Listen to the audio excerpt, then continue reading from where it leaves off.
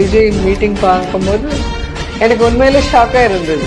ஏன்னா நாங்கள் கவர்மெண்ட்ல இருந்து சிஎம்மா இருந்து ஒரு டிஸ்ட்ரிக்ட்ல ஒரு மீட்டிங் வைக்கணும்னா எவ்வளோ பேர் ஒர்க் பண்ணணும்னு எங்களுக்கு தெரியும். இருக்கிற மினிஸ்டர்ஸ்லேருந்து, எம்எல்ஏலேருந்து, எம்பிலேருந்து, கலெக்டர்ஸ்லேருந்து, எஸ்பிலேருந்து இவ்வளோ பேர் ஒர்க் பண்ணி ஆர்கனைஸ் பண்ணணும். இது ஆர்கனைஸ் பண்ணுறதுக்கு எம்எல்ஏ இல்லை, எம்பி இல்லை, கலெக்டர்ஸ்ல யாரும் இல்லை. எப்படி பண்ணாங்க, எப்படி வந்திருக்குன்னு எனக்கு புரியல. இது வரைக்கும் ஷாக்கிங்காக இருக்கு. ஸோ அவருக்காக இவ்வளோ பேர் யார் ஒர்க் பண்ணாங்களோ தெரியல.